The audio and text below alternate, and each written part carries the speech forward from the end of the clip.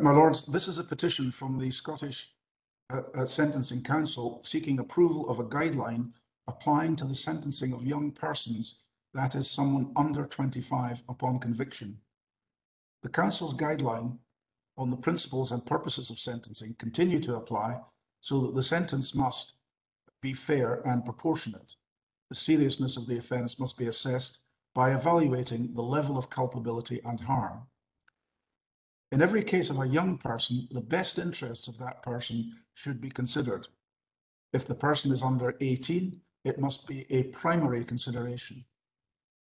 Regard must be had to the maturity of the young person in assessing culpability. Court must have regard to the person's intellectual and emotional maturity, since they will generally be less able to exercise good judgment and are more vulnerable to negative influences such as peer pressure and exploitative relationships. They are less able to think about the consequences of their actions on themselves, their victims, and others. They may also be prone to take more risks.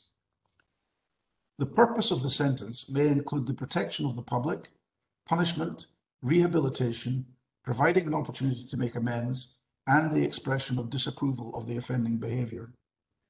Rehabilitation is a primary consideration, the character of a young person being less fixed than that of an older person. There is greater potential for change. In assessing maturity, selecting the appropriate sentence, the court may seek information on any issues, including the person's addictions, health, communication needs, trauma, adverse childhood experience, environment, and effective sentence implementation. The court should, and in some cases must, consider seeking the advice of the Children's Hearing. The court should consider whether the sentence should be structured in a manner which will secure compliance, will reduce the likelihood of further offending, provide the person with an opportunity to understand the consequences of his or her offending behaviour, addresses the underlying causes, reduces the likelihood of stigmatisation, and assists in the development of the maintenance of relationships. The court should, in appropriate cases, explain the sentence and fix review hearings. A custodial sentence on a young person should only be imposed when no other sentence is appropriate. Any custodial sentence should be shorter than that which would be imposed on an older person.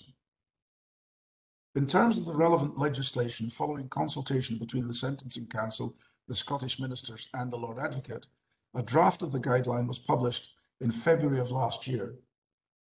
A public consultation followed. In light of the responses, the terms of the guideline were finalised by the Sentencing Council and are now placed before the court for approval to come into effect in January.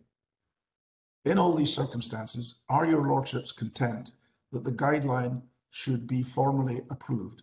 Lord Woolman? I welcome and approve the guideline. Lord Pentland?